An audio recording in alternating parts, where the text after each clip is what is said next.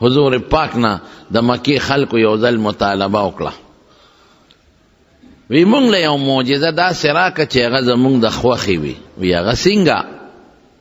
وی هغه داسې چې مونږ او ته ناست یو او د اسمان نه یو کاغذ زمونږ په نوم راشي، خط مونږ ورته ګورو چې د اسمان نه را روان دی، او هغه د مونږ په نومونی، مثلا د ابوجهل په نومې، او خدای ورته خط راولیږي، مونږ ګورو چې خط د هغه ځای نه را روان شو، مونږ له راورسېد، او په هغې کې یې لیکلي چې دا زما پیغمبر د ایمان پرې راوړی. نو حضور پاک یو ځل لکې داسې راغلی، یاره که دا معجزه ښکاره شي خو دا قوم به مسلمانان شي. الله وی دا خو د بېعزتۍ خبرې دوی کوي. د دې نه مخکې د موسی علیه السلام قوم څومره خطرناک سوالونه کړي.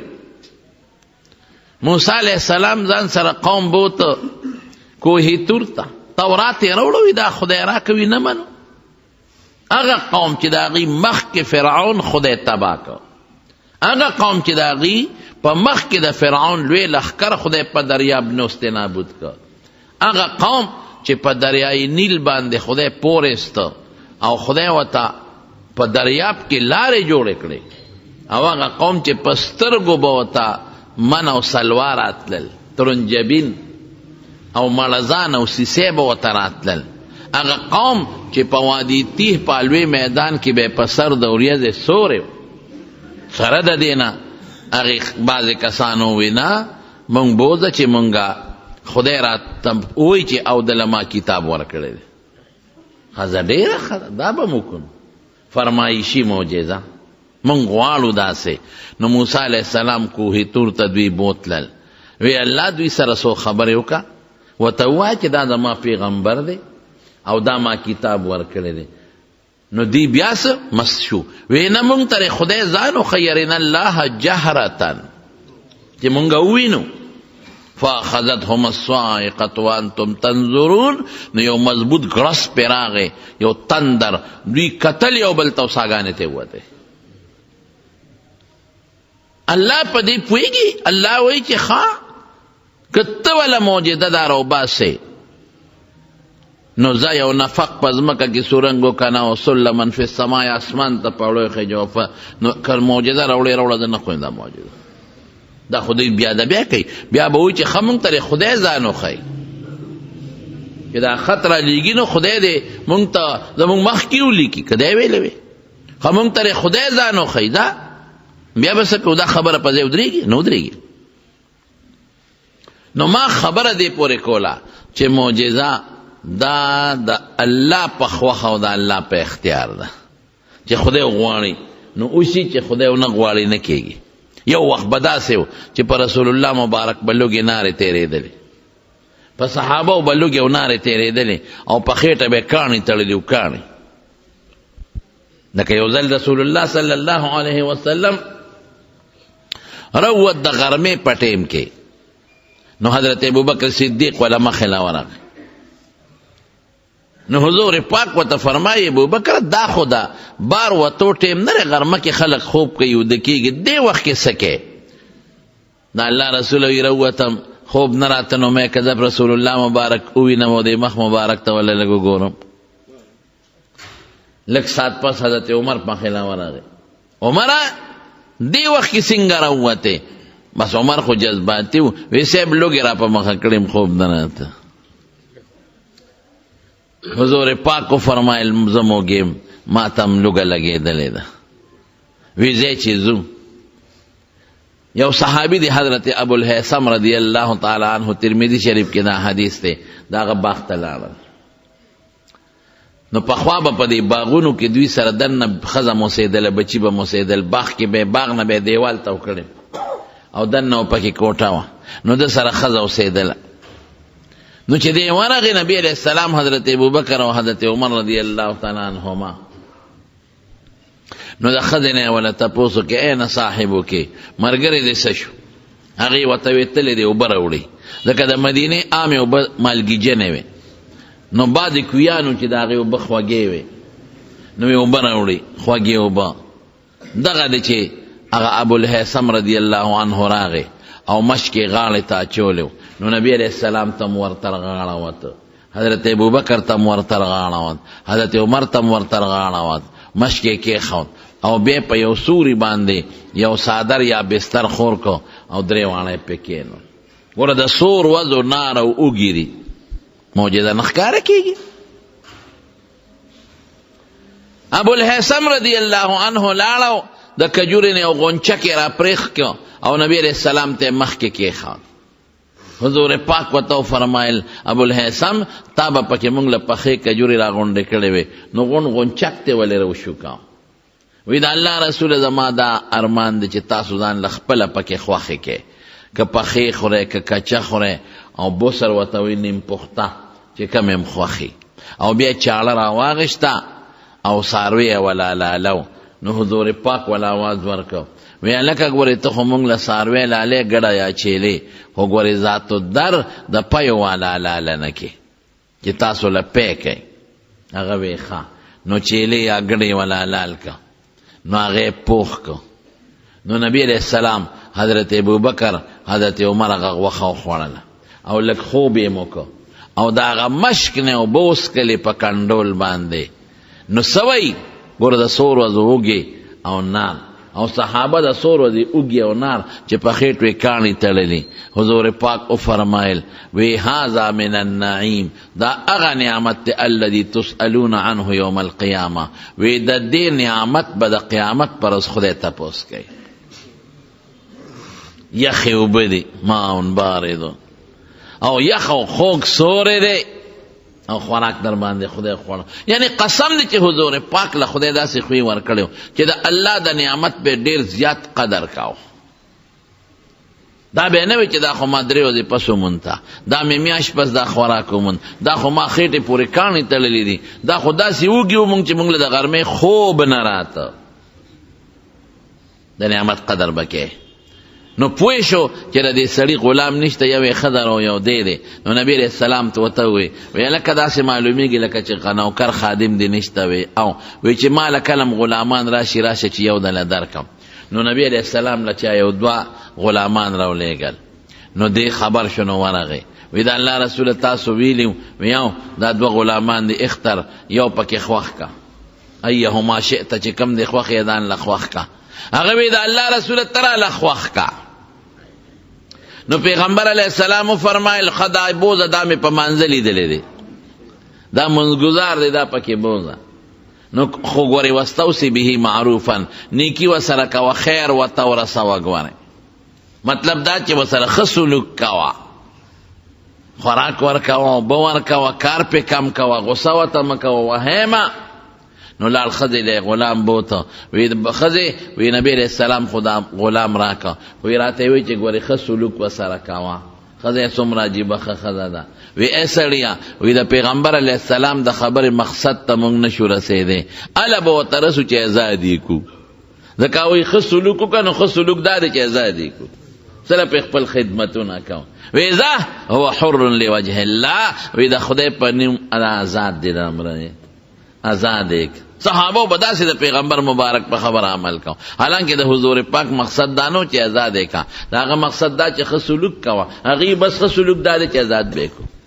نو چې حضور پاک ته خبره ورسېدله نو نبی علیہ السلام څه وی هر چا له خدای پاک یو مشیر ورکړي، ښه مشورې والا او خرابې مشورې والا.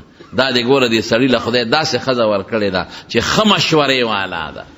حالانکه په دې غلام کې خو ډېره فایده ښه دې ته وه، هغې له به یې خشاک راوړو، هغې سره به یې خشاک نیماو، هغې له به یې خدمت کاو. لیکن وی نه، د پیغمبر مبارک وینا ده چې ښه سلوک کوه راشه آزاد بکو، مونږ کوو خپل خدمتونه. نو چې چا له خدای ښه مشورې والا ورکو نو دا کامیاب شو، او چې چا له خدای خراب مشورې والا ورکو دا بیکاره دی. خبره مې دې پورې کوله چې دا د په نبی علیہ السلام لوږې تېرېږي او نهرې پې تېرېږي، لیکن خېټې پورې کاڼې تړي. بل دی څه چل کېږي، بل دی څه کېږي، بل دی نبی کریم صلی الله علیه وسلم په یو سفر کې دی، خوراک نشته، چا سره شته او چا سره نشته، بالکل اوږي دي صحابه. حضور پاک فرمایل که چا سره سوي راوړی نو چا یو کجوره راوړه، چا یو لپه ستوان راوړل، چا 2 لپې راوړل. هغه میدان کې واچول. نبی علیہ السلام مبارک هغه وړه قولټولې یو ځای کړل، وی راشه وړی، هر یو ته لوښې ډک یې وړه، هر یو ته لوښې ډک یې وړه. دا معجزه شوه د نبی علیہ السلام. نو ګوره دا الله پیغمبر تړه کې واچي چې داسې کېږي، کله و تړه کې نه اچوي چې داسې نه کېږي. نو معجزات دا د پیغمبر په اختیار کې نه، دا چې الله کله غواړي نو دا ښکاره شي، او که الله نه غواړي نه ښکاره کېږي. او معجزه څه شی دی؟ دا د پیغمبر د پیغمبرۍ دلیل. الله چې د پیغمبر دین ښکاره کوي او غالب کوي، نو یو دلیل غټ دا معجزه ده. په ترمذی شریف کې حدیث دی، یو باندې سي راغی حضور پاک مبارک ته کېناست. نو نبی علیہ السلام د ایمان دعوت ورکوي لکه مسلمان شه. هغه ورته وایي ستا د پیغمبرۍ څه دلیل دی؟ نو نبی علیہ السلام فرمایل وی که د اونې د غونچک ته اشاره وکم او دا د ځمکې ته راښکته شو، ځمکې له راورسي، او بیا ورته اشاره وکم او خپل ځای له واپس ورسي، او به منې؟ هغه وی بالکل یې منه. دا اوس معجزه شو. دا اوس الله لکې واچوي حضور پاک ته. د انسان دړه د خدای په منځ کې ډېر مضبوط تړون دی. ته به نه خبره اوس تاله ته به خبره راغورځولي. نو که عام نیک سړي ته زړه ته داسې یو خبره راشي نو کشف ورته وایي، الهام ورته وایي.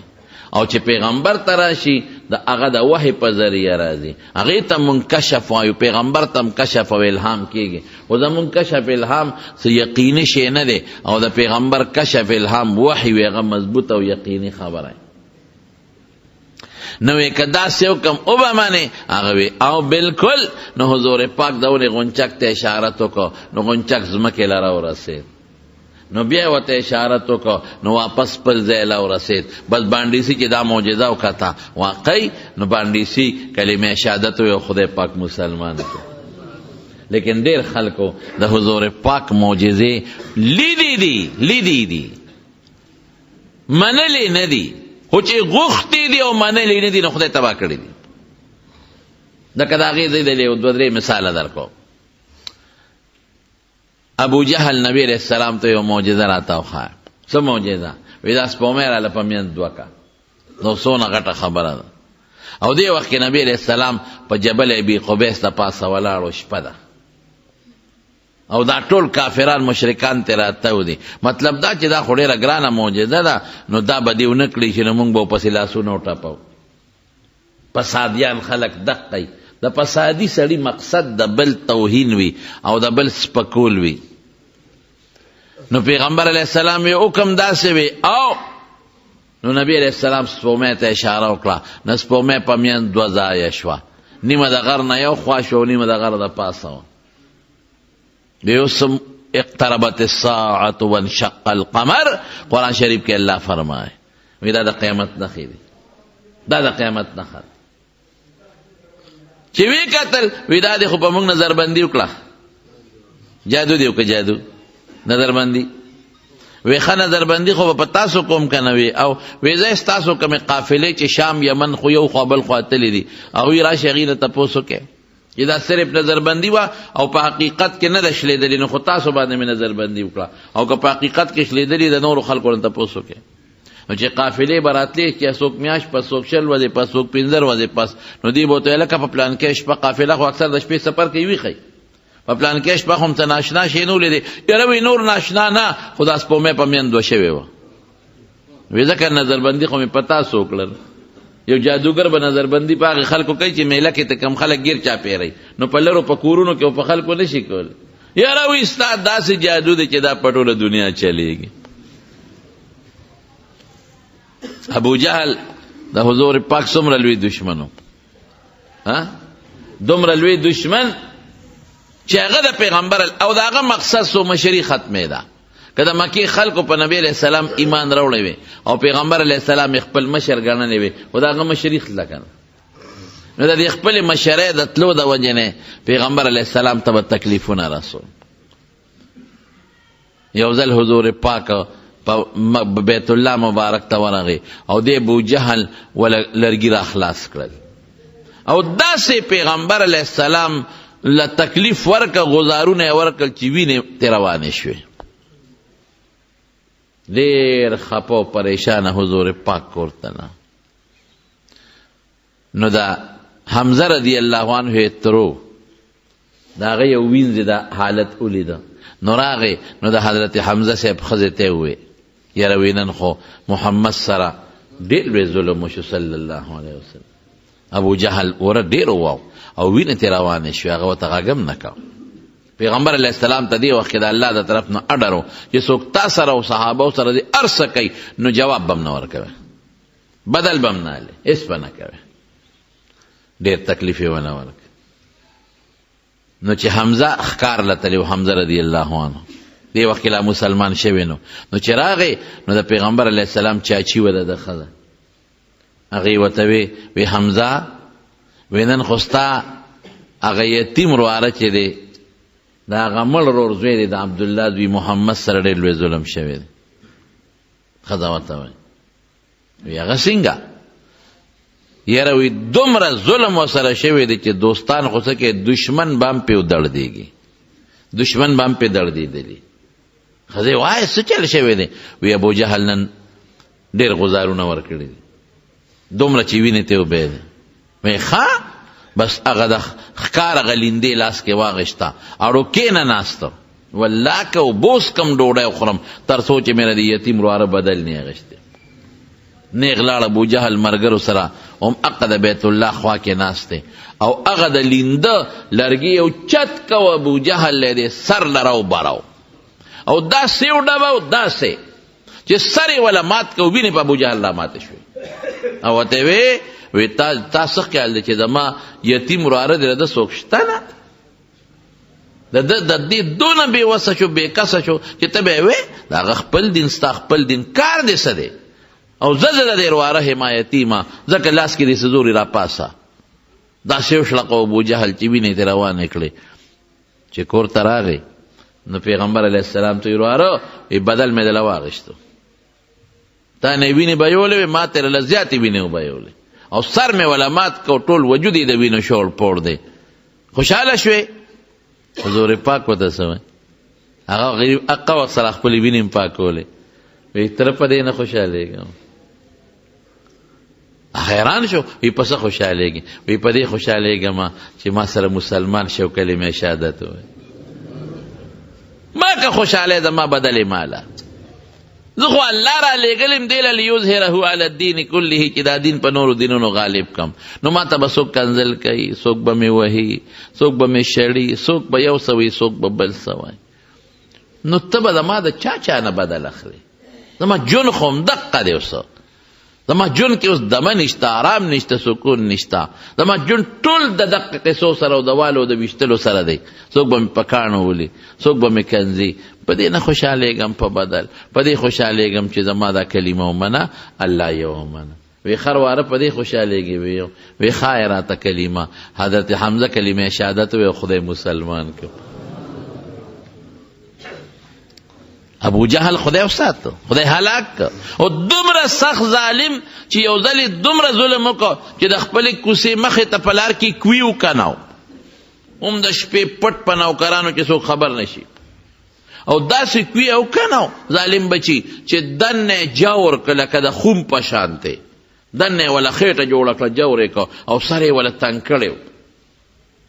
مطلب یې دا چې دې کې څوک ور پرېوځي چې ترې راونځي او د پاسه په نری نری سانګې کېښودې او د پاسه په خاوره واچوله چې چاته پته ونه لګي. دا د پیغمبر علیه السلام دپاره یو لټ جوړ کړه، لټ، او ځان یې د قصده ناجوړه کړه. نو د حضور پاک مبارک عادت خو به ده چې څوک به بیمار و که کافر به نو تپوس ته به ته د قصد یې ځان ناجوړه کړه چاته یې ورشئ محمد خبر کې صلی الله علیه وسلم. ما ورته مه یادوې خو خبرې کوي چې ناجوړه دی. نو چې راځي نو په دې لاره کې دې کوي کې به وغورځېږي، نو بس پکې به ختم شي. نبی علیہ السلام چا خبر که چې ابو جهل بیمار دی نو حضور پاک له خو خدای ډېرې ښکلې خوی ورکړې. قرآن وی انک لعلی خلق عظیم، تا له خدای لوی خوی درکړی دی، عظیم خوی. نو چې پیغمبر علیه السلام راته و د کوی غاړې ته نږدې شو نو جبریل وله راغی وی مه ځه. ولې؟ وی دا خو تا ته خوره ښکاري خو لاندې چختي بندکي پکې پروز دی او داسې ناتعطلین کوی دی د راوتو انتظام هم نه کېږي. مزه. نو حضور پاک واپس شو. نو چې واپس شو نو ابو جهل ته چا وی چې خوراغي خو نیمې لارې نه واپس شو. نو بس دو خدای لون کون کی بازه وخت الله بازه وخت یو انسان سکی لون کون کی هغه دغه ته چاوي مولا جرګک ته مولا جرګک چې دی نو دی اوبه معلومه سلیمان علیه السلام بزان سره ګرځاو چې ما ته اوبه معلومه چې دلته دومره اوبه او دلته دومره اوبه دي ځمکې لاندې اوبه معلومه قرآن شریف کې راځي. نو مولا جرګک تاسې د مثال دی مولا جرګک ته چاوي وی په ځمکه کې 10 فوټه او 20 فوټه لاندې اوبه نه او چې ښکاري درته لټې ښو دي لټه پخوا به د خلکو دا کورکوړې نیولې نو لټ به ورته ښو دي پخوا د په دې وطن کې دا کورکوړې ډېرې زیاتې وي او خصوصا د دې لونو په وخت کې به دا کورکوړې ډېرې راتلې. نو موږ هم واړو دي خلکو به ورته لټونه ښودل نو هغه لټ به داسې جوړ کړه چې هغه به په شګو کې پټ کړه او صرف دانه به برخکارېده چې کورکوړه به راله او په هغه ځای به کېناسته نو لټ به راتاو شو نو ګیره به شوه. نو ورته کورکوړې ته وایي 10 فوټ او 20 فوټ په ځمکه کې لاندې اوبه اینې او چې ښکاري درته لټې ښو دي نو د شګو نه 1 انچ لاندې نه او ورته څه وایي او ته عجیبه خبره کوي وی دغه مې خدای پوره کړي دغه مې الله پوره کړي نو لنده کڼه شم او پې نه شم نو چې ورشم ټس رانه وباسي. نو ابو جهل ته چاوي وی خو راغې تپوس ته دی خو دروازې له راورسېد واپس لاړ نو ده ورمنډه کړې بس لون کوڼ شو اړو پوه نه شو ورمنډه یې کړه چې ولې لاړو پرېږده اواز ورکوم چې راځه راځه دا ما تپوس ته راغلی راځه خو چې ورمنډه یې کړې نو پوه نه شو نو مکه خپل کوی کې ور پرېوته. عبدالرحمن بابا وی که نه وی کوی مه که نه د بل سړي په لار کې چېرې ستا به د کوی په غاړه لار شي بل ته کنده که نه نو خدای به دې پکې وغورځوي. نو حضور پاک ته کنده کدوله نو پکې وغورځېد نو چې پکې وغورځېده اوهو دا څه شو نو خلک راتل رستې نو رستې چا شو هغه خو د خپله یو لوی دغه جوړ کړی و یو لټ جوړ کړی هغې خو سر تنګ او ویښې لاندې نه پلن او چې کومو مزدورانو کار وکړو هغې خو دې په پوړی درمپایه راوختل او درمپایه هم راوچته کړه اوس به راوځي څنګه نو رسۍ به یې ښکته کړه نو رسۍ چا رایستې شوه خو چې څوک به په غاړه به ور پرېوته غاړه به نور هم ور پرېوته هېڅ انتظام نه کېده او دې وي مړ شوم پکې دننه چغې وایي نه رسۍ کې باندې راوځي ځکه غاړه داسې تنګه وه نو دننه خېټه وه که نه نه شو رستی نو د ظالم په خپل آواز وکړه وی محمد راوله بغیر د هغه نه مې بل څوک نشي راوستی صلی الله علیه وسلم.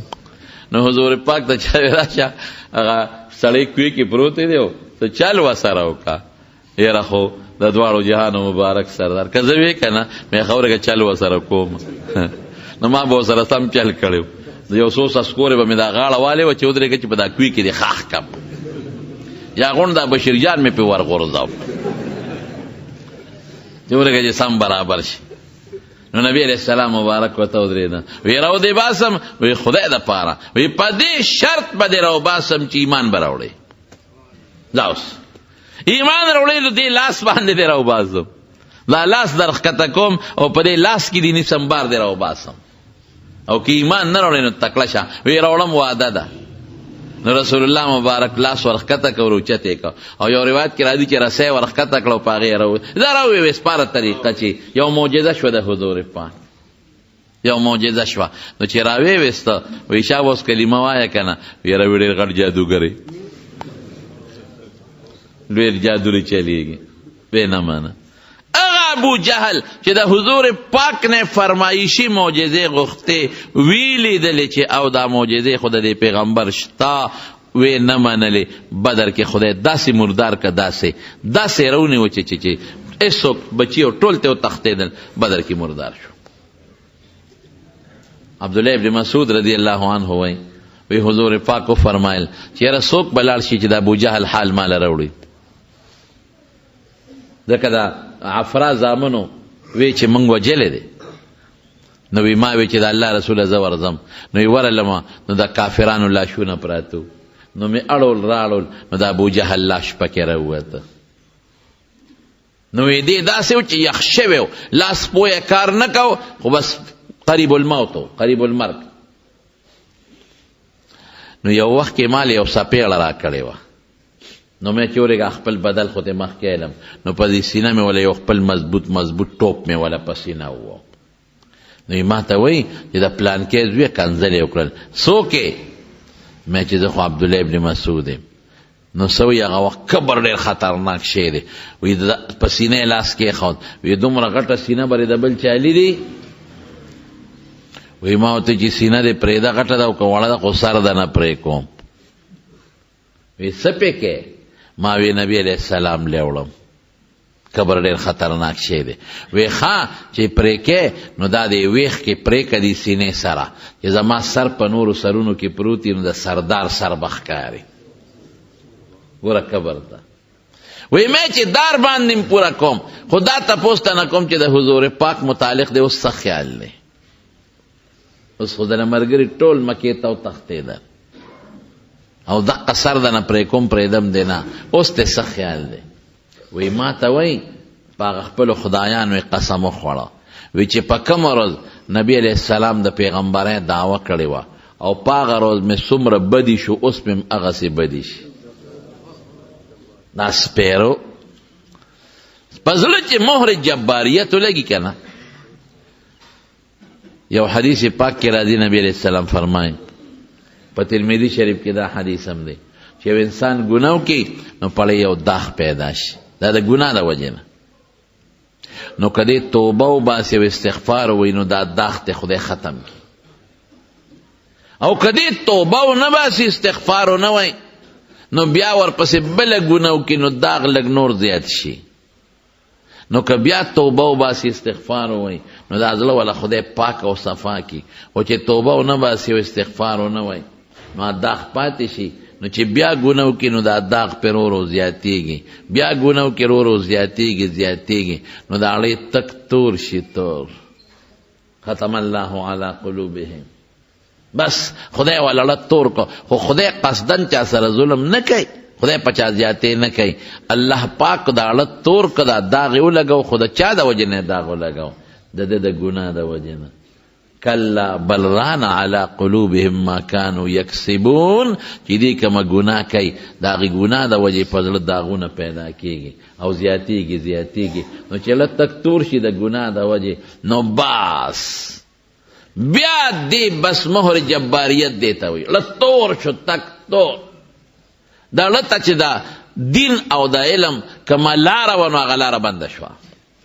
نو د ابوجهل لږ تور وړو، نو سر مې ته پرې کړم او حضور پاک ته مې مخکې وغورځاو او ما وی هذا رأس عدو الله ابي جهل، دا الله رسول دا د خدای د دشمن د ابوجهل سر دی سر. نو د مارونو خبره مې تاسو ته دې خبرې پورې کوله، د پیغمبر علیه السلام معجزه. نو معجزه دا د حضور پاک د پیغمبر علیه السلام د پیغمبرۍ دلیل او ډېرې زیاتې معجزې د نبی علیه السلام مبارک کاره شوي. دا د نورو پیغمبرانو وې، خو یو څیز دی، د نورو پیغمبرانو ډېرې معجزې وې، خو چې هغه پیغمبر تللی دی معجزه مو سره تللی ده. او د حضور پاک یو څو معجزې داسې دي چې که هغه تلیم دی نو شته، معجزې شته. لکه زه به یو مثال درکړم. د موسی علیه السلام په زمانه کې جادوګر ډېر زیات، هغوی به جادو کاو. د رسو نه به ماران جوړول او د کونټۍ نه د لرګو نه به ماران جوړول. د سحر لوی رواج و پکې، او خلک د سحر نه مجبور و. ساحرانو له به پیسې ورکولې، دولت به یې وله ورکاو. نو خدای پاک د موسی علیه السلام په لاس کې داسې معجزه ښکاره کړه چې د زمانې ټول جادوګر یې توبهګار کړل. موسی علیه السلام چې کله د فرعون دربار ته ورسېد او ورته وی چې موږ دواړه زه او زما ورور هارون علیه السلام د خدای پیغمبران یو، نو هغې ونه منه. نو موسی علیه السلام ورته کونټۍ وغورځوله، د هغې نه یو اجدها خامار جوړ شو. چې اجدها خامار ته جوړ شو نو فرعون منډې کړې. اوهو خدای دا څه په جنجال وړېدو، دا شیخ خو نه راوچته نه کړي. هله موسی شی نیسه کونټۍ مار راونیسه، ګورې په موږ پسې راغی. دا مونږ بعضې تفسیرونه لیکلي دستونه شو او څوک وایي اویا شو څوک وایي اویا زره دا ما وی چا شمېرلی دي د دستونه به چا شمېرل څه لکه مطلب دا دی چې د یارې نه په سړي خامخا دستونه لګي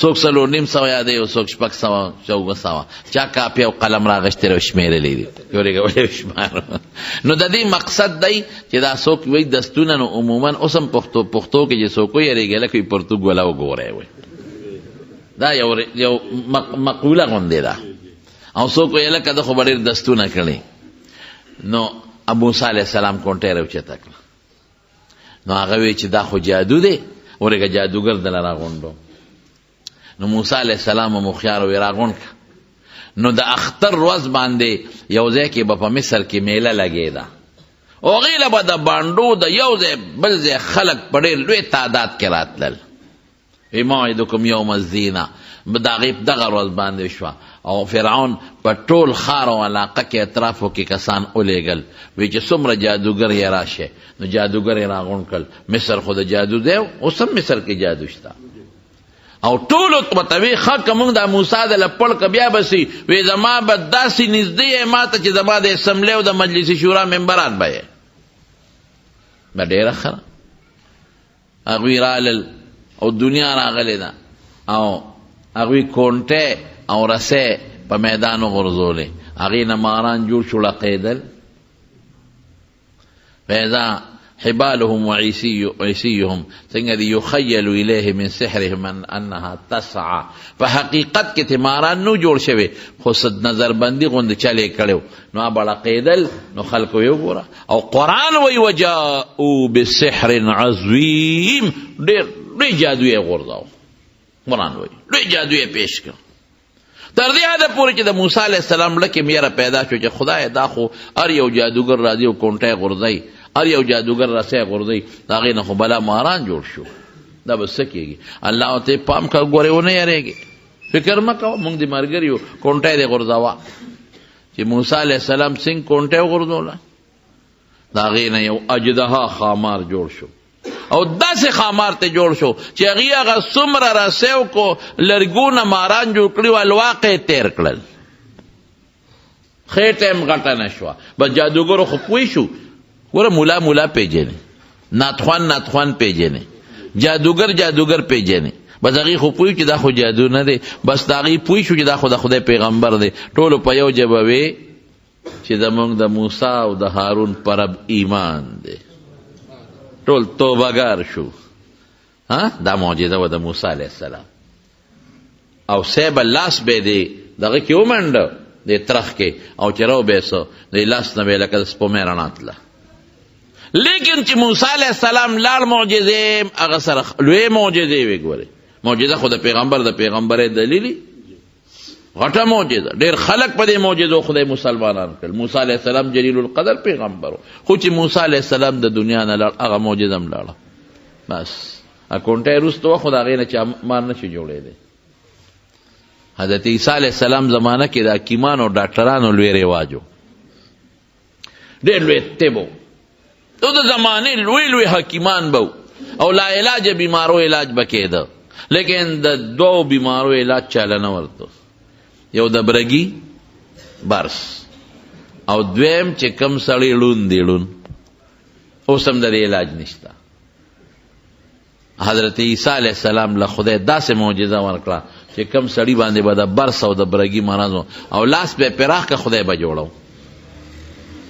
او چې کم سړی به ړوند بلکې پیدایشي ړوند دا لږ خطرناک ړوند دی چې په سترګو به یې لاس راکړه نو خدای به جوړ کړه او دا خو لا وړې خبرې دي چې برس والا ړوند جوړېدل دي په قبر به ته او چې مړي ته به اواز وکړي قم باذن الله نو مړی به هم جمدې شو د لحد نه به راووت نیغ به ودرېد دا غټې معجزې وې خو چې موسی علیه السلام لاړ نو معجزې م ورسره لاړې ختم دا د هغه پورې وې د هغه نه پس دا معجزې نشته صالح علیه السلام د هغه دا معجزه وه چې خدای ورله اوښه ورکړې وه دې ته مطالبه کړې وه قوم کافر بچو داسې مطالبه کوله چې د آخرت پیدا پکې نه وره دنیا وه چې موږ له داسې یو اوښه راوباسه چې موږ له پی راکوي ډېره ښه ده. نو اوښه راووته، نو اوښې به دومره پی کول چې ټول به پې مړېدل، کېناستېدل به وله شله به. نو چې داسې اوښی چې پی ډېر کوي نو خوراک به هم ډېر خوري که نه. په ارامۍ غوا خو پی ډېر کوي خو خوراک ته هم ټینګېدل ګران دی، د هغې خوله نه ودرېږي د خوراک نه. یا د چیلې او د غوا په نسبت میخه پی ډېر کوي نو خوراک هم ډېر خوري که نه. نو هغې به خوراک هم کو او اوبه به هم څکلې. نو یو ورځ یې وله مقرر کړه چې په دې ورځ به تاسو د چینې نه اوبه نه څکئ، دا به څکئ، او دې پلانکې علاقې ته به تاسو سرن له څاروي نه بوځئ چې دا پکې سریږي. نو په هغې بده ولګېده چې دا ولې، نو هغه اوښه یې زخمي کړه، نو خدای پې عذاب راوسته. دا معجزه د صالح علیه السلام، صالح علیه السلام لال معجزه هم ختمه شي. عیسی علیه السلام نه دوی مطالبه وکړه، یو درستخان د خوراک پکار دی. ما نه وي دا چاټیان خیټور، هلکه سمه معجزه د آخرت وغواړی سپېره بچو. نو درستخان هل تستطیع ربک، دا ستا خدای دا طاقت لري چې یو درستخان په موږ نازل کړي او ډوډۍ پې پرتې او خوراکونه پې پرتې او موږ یې خورو. خبیث بچو سمه معجزه وغواړئ، د دین وغواړئ، د آخرت وغواړئ، د جنت ته پیدې وغواړئ. نو څوک د اوښې پی غواړي، څوک من او سلوا غواړي، او څوک دغه غواړي درستخان. ظالمانو سم شی ګورئ. وی نه نه دا څنګه خدای دی چې دا کار نشي کولی، طاقت یې شته که نشته. الله ته یې سوال وکړو خدای دا معجزه ښکاره کړه. نو څه چل به مخلوق خو هغه زمانه کې کم و که نه، دی به راغونډ شو. نو یو سپینه وریځ به راښکته شوه، د هغه سپینې وریځې په میانځ کې به درستخان و. نو وریځ به ځمکې ته راورسېدله، نو درستخان به دوی لیده نه. نو بیا به تې وریځ ختمه شو، درستخان به په ځمکه پاتې شو. نو په درستخان به سو لوی کب به پې پروت و، غټ رویت کړې لوګې به تې خته، او ګیر چاپېره به تې د دنیا ترکارۍ او غوښې او میوې پرتې وې په پلیټونو کې. نو دی به ورته کېناستل، نو ښه ده بسه به یې وواله او به یې خوړه. نو چې ښه به ماړه شو اخوا به شو، نو بیا به وریځ راله، درستخان به پکې پټ شو، نو بره به وخته.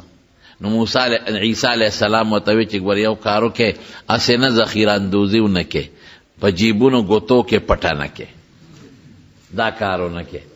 نو هغې وی خو د خبیث بچي و، نو هغې وی چې دا چرچته کېږي. نو چې څنګه بیا خوړه نو غلې غوندې به هغه زمانه کې خلک چې د پلاسټک دا ګوتی نه وي. اوس خو ښه دی چې پردي واده لدي ځان سره د پلاسټک ګوتی وړي. سړي دومره روجې نه خوري لکه ښځې چې خوري، او خوري نه کور ته یې وړي. داسې ده که نه؟ یو خو ښځو کې دا یو مصیبت دی، خفه کېږي دی نه، بلکې په سنتو د عمل وکړي چې پردي واده لدي ټول د سیل مې واړه سلیمان بچي ځان سره بوځي، او لرې به وادي چته لرې، او د دې لور بچه ته په هغه دغه کې وادي، په پېښور کې او په یو ځای بل ځای به وادي، په هغه باجا بامخیل او صوابۍ کې. او وی بچې ټیلیفون نن سبا خو موبایل شته، بچې د کاکا د ماما د ترور د زوی دی واده دی، او ټول راځي. نو هغه هم خپل بچي ټول راولي، او دې هم ورپسې خپل بچي سکول نه هم ورته چوټي کړي، او د سیل مې په واده ورشي. او چې په واده ورشي لومبی غوړی راشي نو پلاسټک ګوتی راوباسي، مخکې دی وله تیاره کړي، پکې غوړی ور واچوي. دا په شریعت کې ګناه ده. ګورې چې تاسو زه پوه کړم، زه خو ورته ګوره واقع بیانوم، خو دا واقع په رڼا کې راته د دین مسلې هم بیانوم چې تاسو پې پوه شئ په دې باندې چې واده له د یو کس وغواړي یو ورځه، چې د دوو درته وایي دوه ورځه، چې درته وایي ټول کور راشئ نو ټول ورځئ بیا. او که یو سپینګیري ته وایي چې ته به واده له راځې، نو هغه سره نوکر یا ډرایور تلی شي، که دې ورته یاد کړي نه نو تلی شي. ولې؟ ځکه هغه کوربه ته پته چې دی یوازې نه راځي، دې ته دلالتن یې ځنه وایي. هغه ته پته چې دی بغیر موټر نه نه راځي، ډرایور به ورسره، هغه ته پته چې دی بغیر نوکر نه یا زوی نه نشي ګرځېدی، نو او سره پکې خیر دی تلی شي. او چې ډوډۍ له لاړ شي نو کور ته به نه وړئ، دا دې ته اباحت وایي، تملیک نه دی دا چې څومره خوړی شي وخوره، کور ته به نه وړئ. البته که هغه درته وایي چې ځان سره یوسه یا دله په بند کي، نو بیا له خبره ده بیا وړی شي. نور چې ډوډۍ له دې وغواړي نو کور ته وړل منع دي په شریعت کې، دا ګناه ده. ګوره وروڼو د دې مسلو نه ځان لږ خبر کړئ، حلال او د حرام ډېر خیال ساتئ. په حرامو خدای ډېر خفه کېږي. او رسول الله مبارک فرمایي وی کومه غوښه چې د حرامو نه زرغون شي بس اور ورسره مناسب دی چې اور یې وخوري. نو حرامو نه ځان ساتئ. بعضې څیز معمولي غوندې شبهه پکې راشي او حرام بشي درته او تاله به لوی تاوان د آخرت درکوي. زمونږ خلک ته ځان نه ساتي. نو یو په دې ودونو کې دا خیال ساتئ. دا ډېر بې مصیبت دی. نابللې مواده بالکل نه دی. په دې پېښور کې دا جنټلمینان نه دي. جنټلمین پېژنئ؟ دا کباړ کې چې د 10 روپو پتلون اغوستي، کباړ کې د 10 روپو پتلون د شلو او د 10 روپو کوټ یې چولی او د 50 روپو هغه تورې چشمې یې چولی او کونټه لاس کې غشتي. دا نه لوی سیکرټري جنرال جوړ کړي. نور غریب له اردوم نه ورځي خو شکل جوړ کی بوټان پالش کی او د اتوار پرس په شادي حال مفتو کې وردن نشي. هلته خو شادي حال کې ډوډۍ وکړ په شادي حال ورشي. داسې شکل یې جوړ کړي چې هغې ورته نه سلوټ کوي جی سلام علیکم. زوی وایي د پلار به مې میل وایي او پلار وایي د زوی به مې میل وایي او هغه داسې شکل جوړ کړي. خو پوره پولټیکل ایجنټ ښکاري. هغه سیکرټري جنرال ښکاري. هغه ته څوک ویلی شي چې تا کاډو خایا ښه مدېدار لاړ شي ډوډۍ وخوري او وښکو باندې جبه ومږي وروځي په خېټه لاس راکاږي بیا په بل شادي حال ورشي بیا په بل ورشي. دا ډېره لویه ګناه ده او جرم دی. اکثر په دې ودونو کې موږ ته خلک وایي یاره چې مونږ خو د 400 کسو ډوډۍ بندوبست کړو خو 600 پرې رالل. مونږ خو د 400 کړو 800 پرې رالل. نو د 800 د اسمان نه شیطانان خو نه راکوزېږي چې هغې یې خوري. دا بې دعوته خوري. بې دعوته پردی ډوډۍ راتلل دا په شریعت کې ګناه ده. دا ناروا دی او حرام دی. دې له بالکل نه ورځئ چې دعوت دله څوک درکړي نو ورځئ به. نو هغه عیسی علیه السلام ورته وایي چې خورئ دا شی خو ګورې ذخیره اندوزي به نه کوئ. نو دی به غلې غوندې د جیب نه سامان راوویسته ټوکړه موکړه او د هغې نه به یې شیدونه راواخېستل به پکې وتړل او تختول به یې کور ته. نو خدای ورسره څه چلو که الله ورسره دا چلو که چې بیزوګان او خنزیران ته خدای جوړ کړل. کولی شي که نه شي کولی؟ اوس هم زموږ د دې خلکو نه جوړ کړي دي خو ظاهري نه باطني ګورې دا ټول ګند دی. ګند څوک چې د خدای نه لرې دی او د الله د رسول نه لرې دی زما دا خبرې چې اورې نو خدای دې پې د عمل توفیق درکړي. کوشش کوئ وروڼو چې عمل پې وکړي. عمل ډېر ضروري شی دی. یوازې په دې کار نه کېږي چې په یو غوږ یې واورئ او په بل یې وباسئ. او یاره ملا صاحب ډېر ښه تقریر وکړو. والله که په دې صفت کار کېږي هله به کامیابېږئ تاسو. زه ځانم یادوم زه او تاسو به هله کامیابېږو چې دا زه سویم په دې مونږ عمل وکړو. عمل نو خدای په لږو خبرو چې د عمل وکړو نو ډېره لویه خبره ده. او که د 15 ګنټې تقریرونه واورېدل او عمل دې پې ونه کړو نو تبعی ده. نو دا معجزې د هغې پیغمبرانو وي چې لاړل معجزې ختمې شوې او د حضور پاک مبارک هم بعضې معجزې د هغه د ذات سره تعلق لرلې.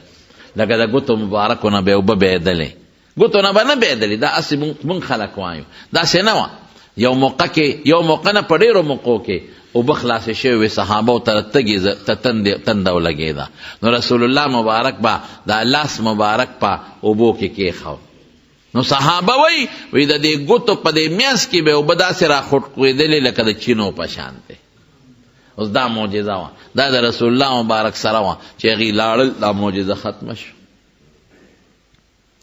د هغه د صحابو نه یا د بچو د لاسونو نه میانځ نه اوبه نه دي راوتې. یا داسې نور هم ډېرې معجزې شته. یو سفر کې یو صحابي وی اوبه نه وې. نو رسول الله مبارک یو څو صحابو ته وایي چې لاړ شئ او اوبه وګورئ. ځکه ګیر چاپېر اکثر دا غرونه مرونه په دې سفر کې د غر شاته به چېرته چینی وایي چې مونږ لاړو نو په لاره کې یو ښځه مخې له راله. نو هغه ښځه په اوښه باندې ناسته وه او د اوښې نه یو خوا یو مشک اویزان دو بل خوا ته مشک اویزان دو. مشکونو کې اوبه وې او ښځه یې میانځ کې ناسته وه. نو دې صحابو دې ښځې ته وې ودرېږه ویې دروله. وی اوبه کم ځای دي؟ دا مشکونه دې کم ځای نه را ډک کړل؟ مونږ ته ځای وښایه چې مونږ هم لاړ شو که نه. هغې ورته وې پرون دې وخت کې د ګودر نه را روانه شوې یم.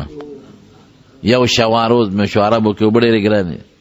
پرون دې وخت را روانه شوې او خلک سړي مې نشته بار دي نو د اوبه وله زوړم.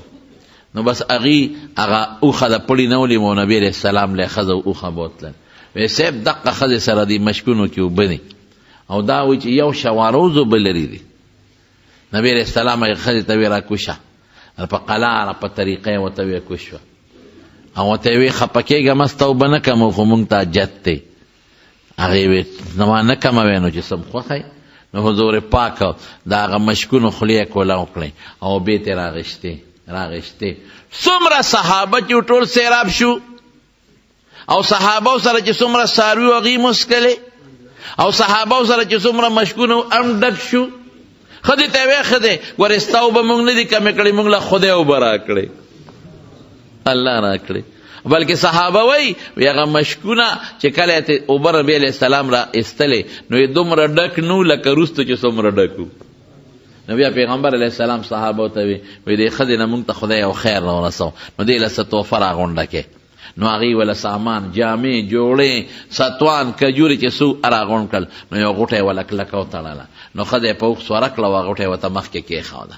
ښځه خوشحاله شوه چې کلي ته لاړه نو خلکو ورته وي تا خو نن لیټ شوې پلان کې وی یو لاره کې یو سړی را باندې پیښ شو وی ما ورته کتل او زما اوبو سره لوبې ټوقې کېدلې دومره اوبه د مشکونو نه ووتې چې د حد نه وتې او بیا زما مشکونه هغسې ډک دي یاره وی یا خدا هغه د آخرې زمانې پیغمبر دی رښتونی او یا غټ جادوګر دی وی د ځمکې او اسمان منځ کې د نه غټ جادوګر بل نشته او یا دا پیغمبر دی نو صحابو چې به د دې په علاقه راتلل او جهاد به یې کو نو د دې نه ګیر چاپېره به یې جهاد کو د دې ښځې قوم ته به یې غږ نه کو نو دې ښځې یو ځل دا قوم راغونډ کو وي تاسو پوهېږئ دا صحابه راځي او ګیر چاپېره په نور علاقو کې جهاد کوي او مونږ ته غږ نه کوي دا قصدن مونږ پرېږدي هغه زما د اوبو هغه شی پړه کې پروت دی نو ایمان پې نه راوړو نو دا ښځې سره ټول قوم ودرېدل او ټول لاړل او په رسول الله مبارک ایمان راوړل نو بهر کې